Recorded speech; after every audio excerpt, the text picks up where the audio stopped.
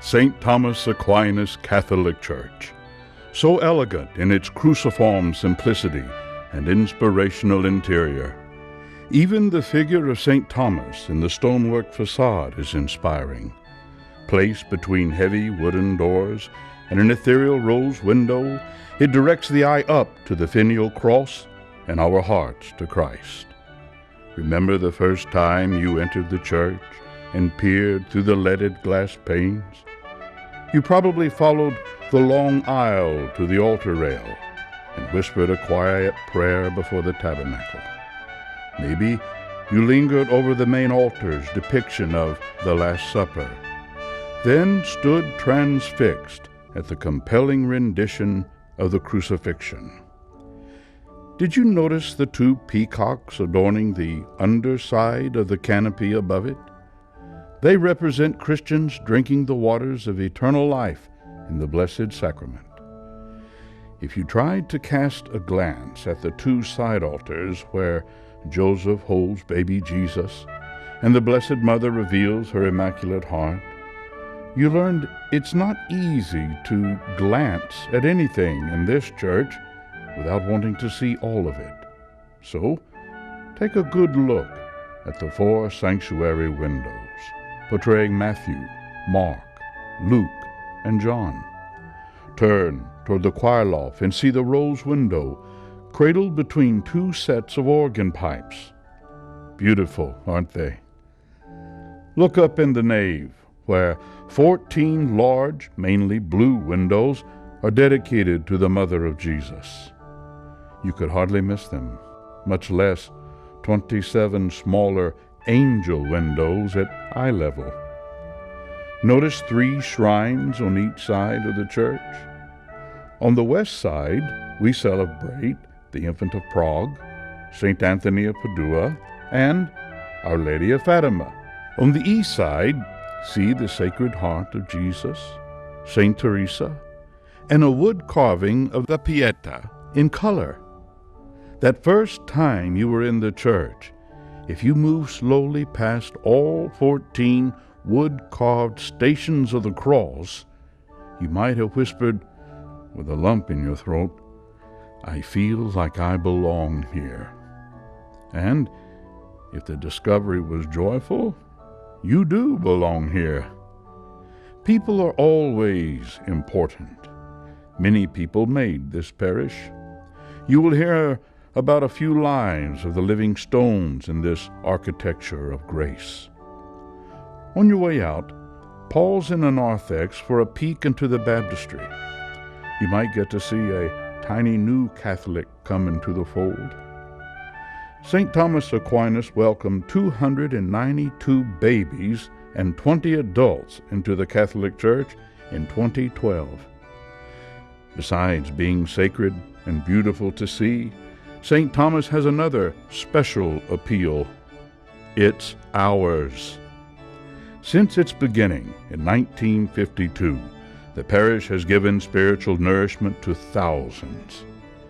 At this 60th anniversary, we can count over 4,000 households and 2 full-time priests, our pastor, Reverend John LeBone, and Reverend James Yamuchi, 1 full-time deacon, Reverend Mr. Ken Reeser, and 2 other deacons, Reverend Mr. Rick Harrington and Reverend Mr. Edward Layden. Interesting ratio, 5 clergy, and let's say 10,000 parishioners. But it works. This overview of time and people may explain how the parish developed from a small offshoot schoolhouse into a huge, important parish with a beautiful church and a modern school with an enrollment of nearly 900 children. Cathedral School Number 2, officially named St. Thomas Aquinas, made a humble debut in 1947 when it opened with 4 classrooms and 209 children. But it served a real purpose, namely an extension of the Sacred Heart Cathedral School. There was no way to fit the surge of World War II-era babies into the existing crowded school. The only solution was to build a small school on undeveloped diocesan property in Lakewood, not far from the area where new houses were beginning to appear. Surely, the near future would bring an influx of children. Within 2 years, the thriving school had its first upstairs addition. The Sisters of Divine Providence, who had commuted on the bus 5 times per week, moved into a newly built convent.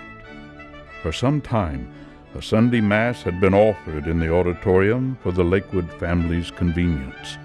But a second Mass was added to accommodate the growing folding chair congregation.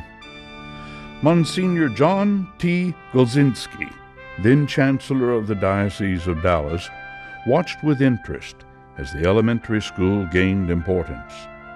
It became obvious to him that the fast-growing Lakewood area needed a parish with a real church and a resident priest. Already, the Lakewood parents had organized 2 important organizations, a Mothers Club and the Holy Name Society, with the Boy Scouts of America in tow. But unfortunately, nothing could be done at the time. The Monsignor's mentor, Bishop Joseph P. Lynch, who had ordained him in 1936, was terminally ill and could not rescind his strong stance against splitting the cathedral parish, and nobody else had the authority. The Monsignor's hopes soared in 1952 with the arrival of Bishop Thomas K. Gorman and the beginning of a new epoch in the diocese.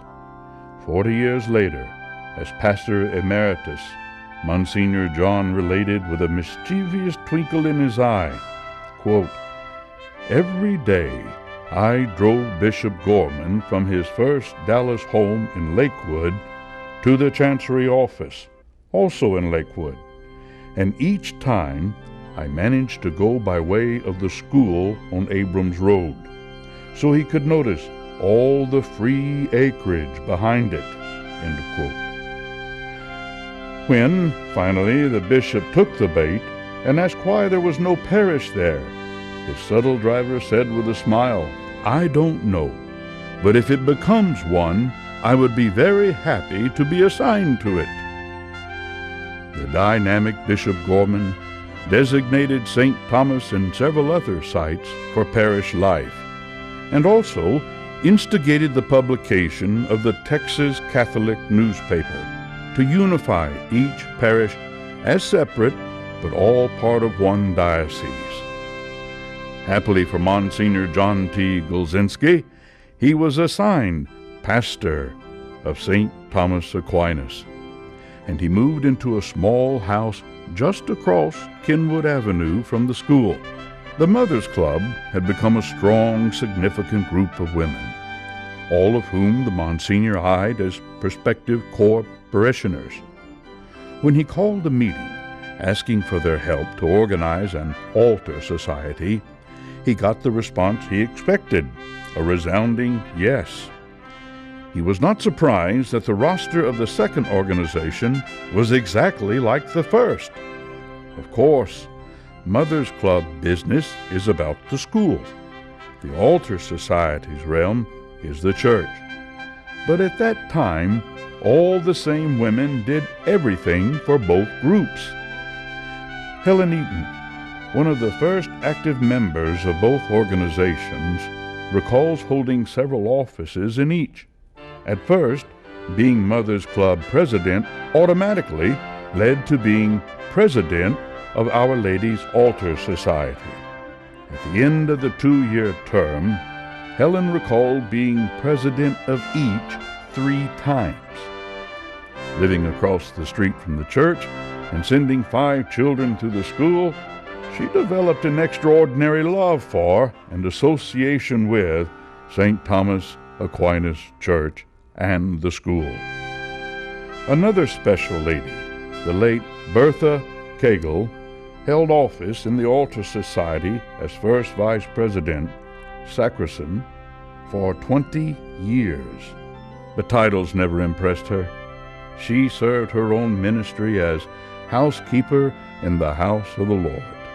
She credited her assistants, Roberta Schnitzers, Gladys Scannell, Helen Schaefer, and many more with doing everything, and especially Rick MacDonald, whom she called her right-hand man.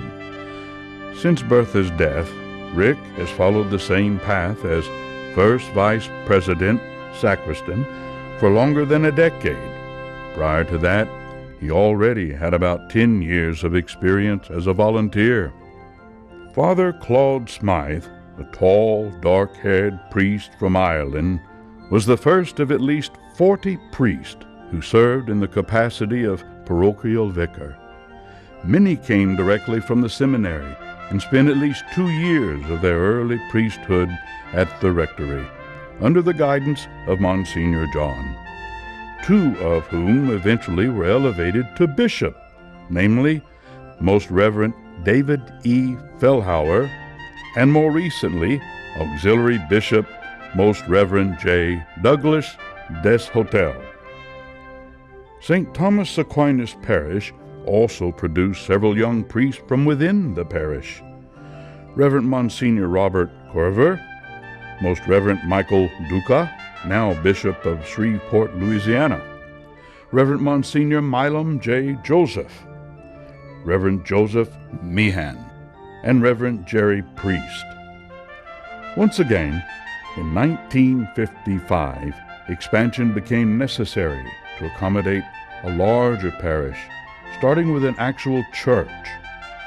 Bishop Gorman spoke to the Monsignor about organizing parishioners to help build one. It would be a major project and would require help on every level. But founding members were easy to find, and everyone was delighted to help. Monsignor John chose a committee of 7 for the fundraising. J. M. Hager, campaign chairman. J. W. Mangelsdorf, vice chairman. J. T. Hennessy, chairman, Advanced Memorial Gifts. William D. Conway, chairman, Special Gifts. J. P. Kinney, chairman, Parish Solicitation. Marvin Springer, chairman, Publicity, and Henry A. Fluchet, chairman, Finance. The initial thrust was to raise $350,000 of the $700,000 in order to start the building. Anyone who wanted to help could contribute in some way, such as raising funds for a shrine, buying or selling stained glass windows or pews, or by making a donation. Finishing the interior was going to be expensive for its time, and the cost of each item was listed for everyone to see. In 1956, when the church was under construction, a $50,000 main altar was deemed very expensive, and so was a $8,000 rose window.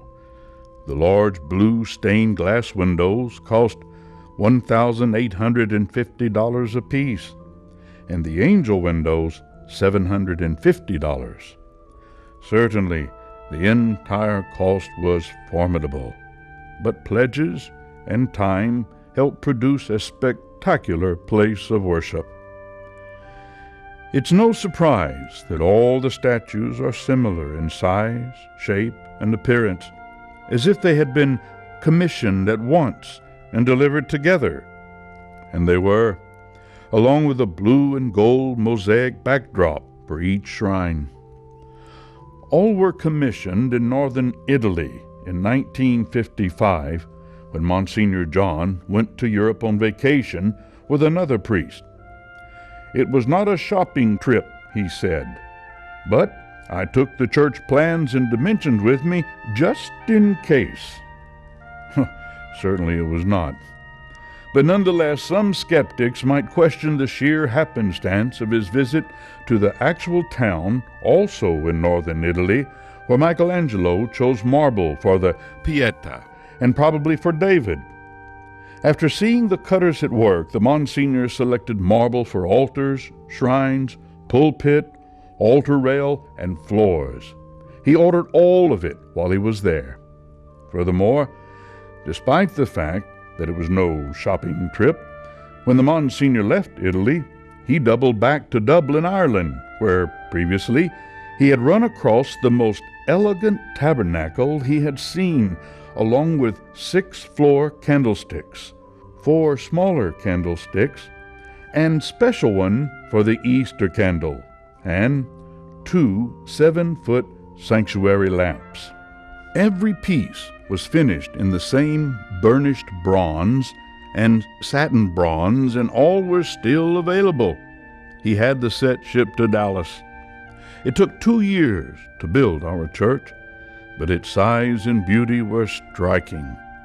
It spread 175 by 92 feet and soared 71 feet to the top of the 7-foot finial cross. Monsignor John kept a close watch, according to his neighbor Helen Eaton, who actually saw our dignified and titled Prothonotary Apostolic Right Reverend Monsignor Papal Chamberlain, Doctor of Canon Law and Pastor, up on the church roof with the workmen, like a foreman inspecting the red tiles and the cross.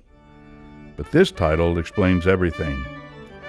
Diocesan Building Commission Member, Chairman for Sacred Liturgy, Music, and Art. Finally, the church was dedicated on June the 9th, 1957. At the same time the church was dedicated, the 10-year agreement with the Sisters of Divine Providence expired. When school opened in September, the Sisters of the Holy Family of Nazareth had settled into the convent. The school was overloaded, but there were no quick answers for making it less crowded. Just as the parish has expanded and grown over the last 10 years, the war babies and boomers had grown accordingly, both in size and number. Every classroom was way overextended. The enrollment roster for September 1957 named 54 8th graders starting their final year at St. Thomas Aquinas, all in one classroom. Moreover, there were 60 names listed for the 7th grade, but having a real church made available some auditorium space, thus providing a very roomy classroom for half of the class. The following year, however, relief was in sight. At least to the teachers of St. Thomas Aquinas, the baby boom seemed to be waning, when the 5th grade roll call tallied only 45 in one room. The 60s and 70s introduced unexpected changes at St. Thomas, as it did within the entire Roman Catholic Church during the time of Pope John XXIII and Vatican II. Our main altar was moved forward, and the priests faced the congregation. The tabernacle remained beneath the crucifix, and in our church, the marble and brass altar rail remained in place. For the first time, we heard the Mass in English and had the option of receiving the Blessed Sacrament in our hands. We exchanged the sign of peace and all but stopped wearing hats and chapel veils. The Friday abstinence and the Lenten fast were eased with some exceptions. The pre-communion fast was simplified. The sacrament of penance was renamed reconciliation and offered the option of face-to-face conversation with the priest. And more lay persons, women as well as men, appeared in the sanctuary as lectors and Eucharistic ministers. Furthermore, young altar girls served at Mass as well as altar boys. As always, St. Thomas Aquinas Church and School provided a spiritual haven for prayer and meditation in frightening and worrisome times. The space race news brought triumph, interrupted by tragic explosions and deaths. pre-existing racial issues continued to spread, most fearfully with the assassination of Martin Luther King. Unrest and tragedy accelerated in Vietnam, and the war seemed endless, and threats from Cuba continued. The very worst time of all for Dallas came with the assassination of President John F. Kennedy.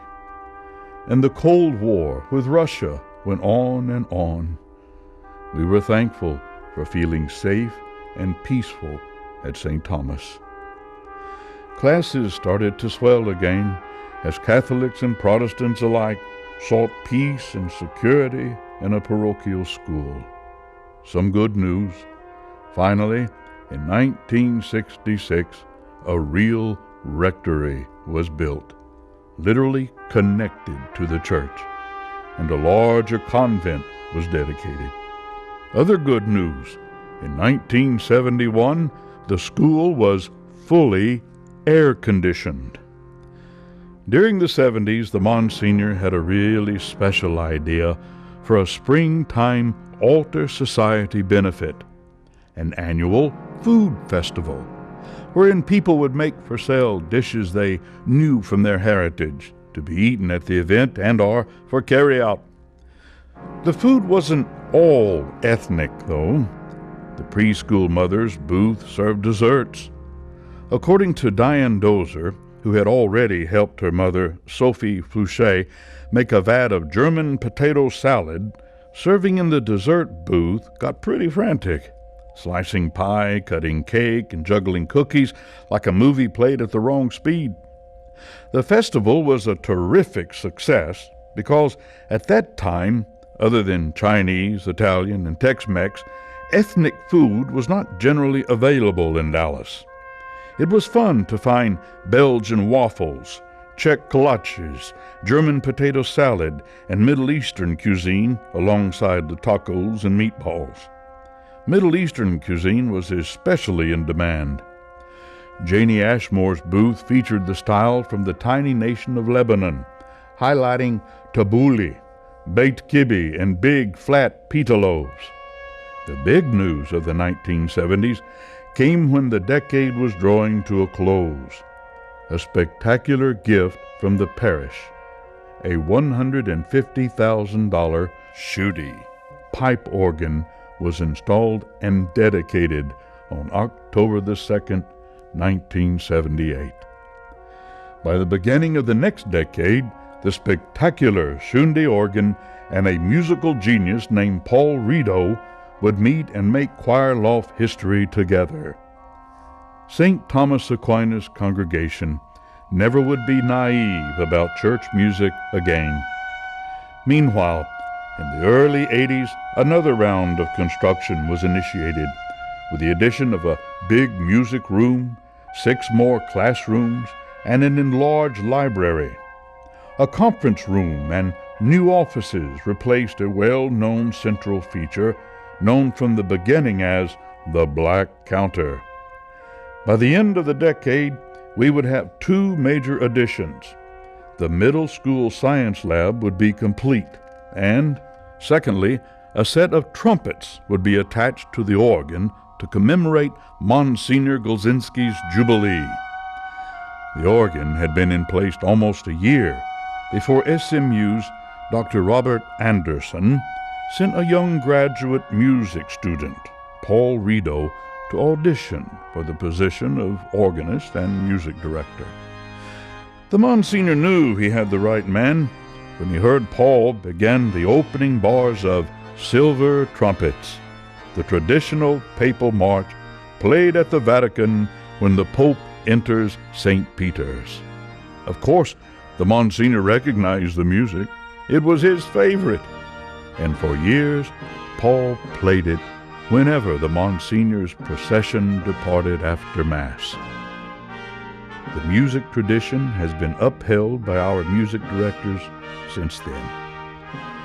Paul died young, in the mid-90s, leaving big shoes to fill.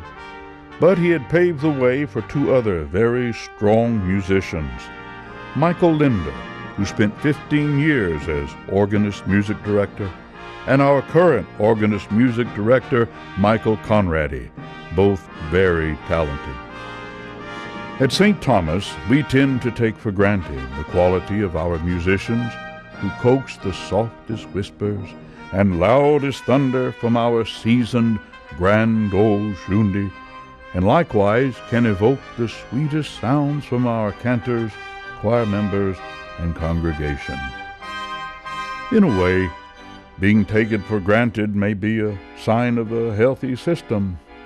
All the names listed on the front of our Sunday bulletin confirm that someone who cares is in charge of something important, on the parish organization side as well as the pastoral administration and school.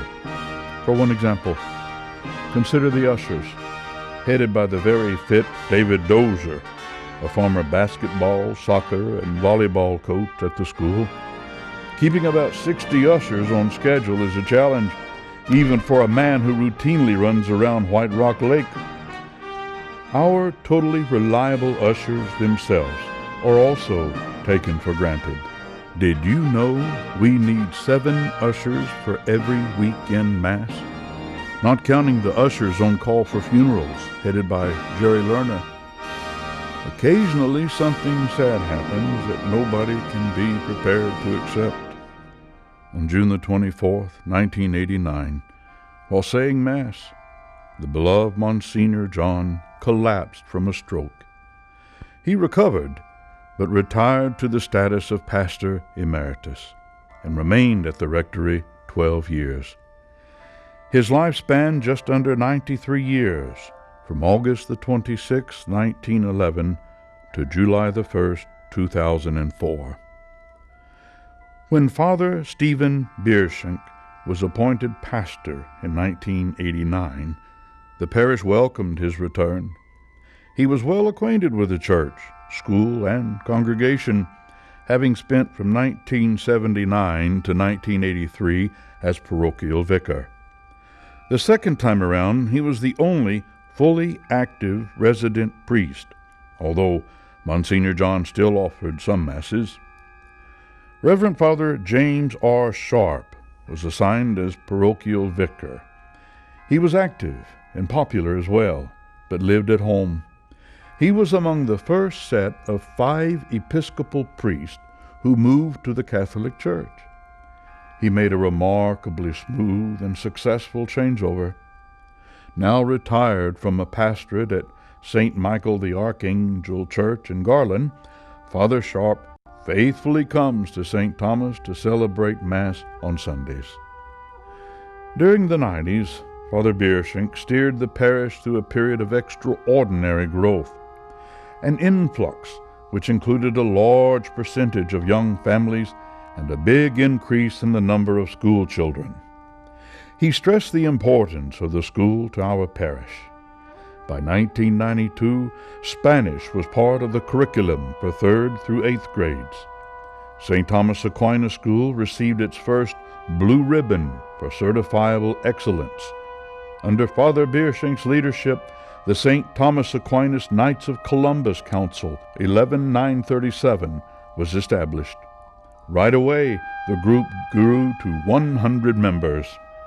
In 1997, on the Friday preceding Good Friday, the Knights established the traditional Lenten fish fry as a gift to the parish. Now, in 2013, the council boasts more than 350 members. Father Bierschenk also encouraged the Christ Renews His Parish CHIRP program, which started in 2002.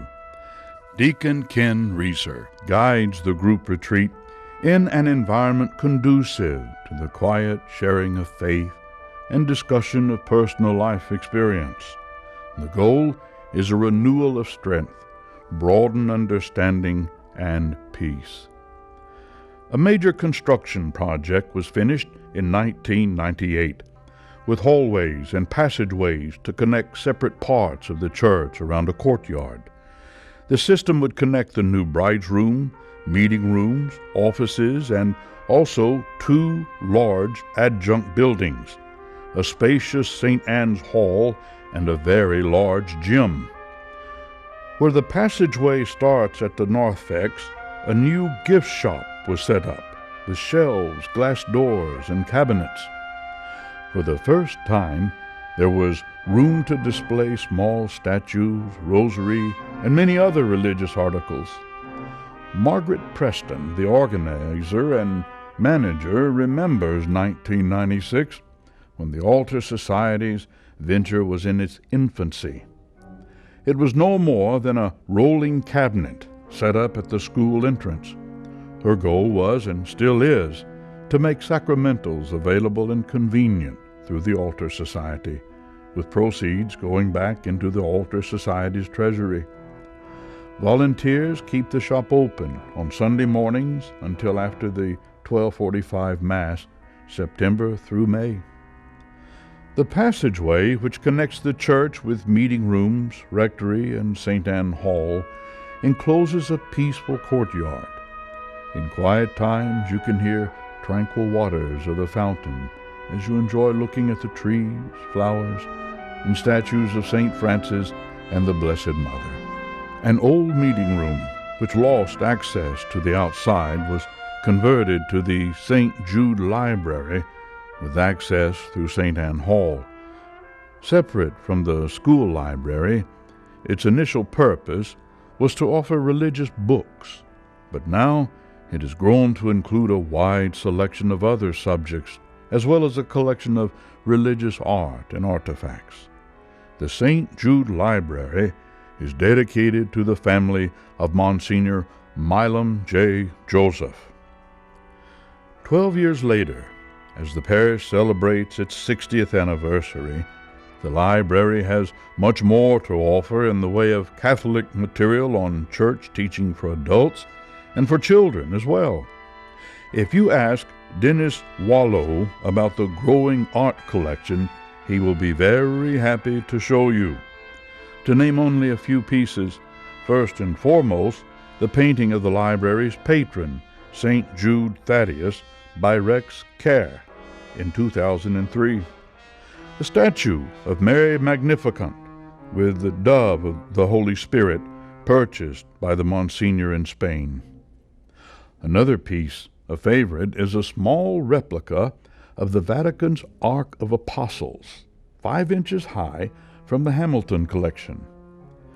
The St. Jude Library is growing, with strong support from Don Kubala, Dave Noblet, donors John and Mary Gilhooly, Teresa Goldsmith, and the regulars, Dennis Wallow, Teddy Vale, and Alice Fernandez. When our pastor, Father John LeBone, came to St. Thomas in 2002, a fundraising campaign was in progress for enlarging the school again. Before construction could start, however, a timely opportunity arose to purchase a convenient city block on Mockingbird Lane, with a school and church intact, a parking lot, and another section currently leased to a commercial cafeteria. The campaign changed direction, bought the first community church property, and updated the buildings to suit children from pre-kindergarten through 2nd grade, 4 sections of each, and an existing chapel was renovated. According to Ann Gunst, first principal of the school, the original lower school proposal was to create a separate middle school for the older children. The new property turned out to be ideal for the youngest children to have their own classrooms, scaled to size, and a proper playground. The decor is cheerful and colorful, with brightly colored backpacks hanging on hooks to replace drab lockers. Gym classes geared for little tykes are especially fun. In this case, everything turned out for the best. Both schools are modern, cheerful, and filled with the happiest school children anyone can imagine. The schools are well staffed and in shipshape, with Patrick McGee at the helm and his dedicated team of administrators and teachers at both the upper school and at the lower school property, called the Monsignor John T. Golzinski Early Learning Center. Now, take a look at the property adjacent to St. Thomas Aquinas, which for many years Monsignor John tried to buy, but to no avail. Finally, also on Father John LeBon's watch, it came up for sale negotiation, which worked out well. With the classroom dilemma resolved, a new playing field is already planned to accommodate both a football field and a baseball diamond for all the young people of the parish. The church itself has spread to cover a much larger space than its original 1957 dimensions, and the four-room Cathedral School No. 2, never called by any name besides St. Thomas Aquinas School, is now the largest Catholic grade school in Texas, with almost 900 school children, counting approximately 300 in the lower school. One of the most remarkable features of the St. Thomas Parish, Church, and School is the spirit of love and pride which prevails throughout. We see that spirit in third and fourth generations of the founding families who stayed within the parochial bounds or came back, some to teach. Others, who more recently chose to live in the parish, feel a similar bond and catch the spirit of belonging. When St. Thomas Aquinas was only a small schoolhouse and every parent was a pioneer of sorts, each had an important role to play. When the parish was established, then the church, the surge of involvement was incredible. But now, after 60 years, an incalculable growth factor has spurred a remarkable spirit belonging in each generation. Long-time and newer parishioners, old and young alike, connect, get involved, go further together. But we always did that. And now the St. Thomas Aquinas spirit is stronger than ever. So, our reminiscence of the first 60 years of St. Thomas Aquinas Parish ends the same way it started, more than a half-century ago. Each generation has shown a remarkable spirit of belonging, with both young and older families connecting, becoming involved, and moving forward together.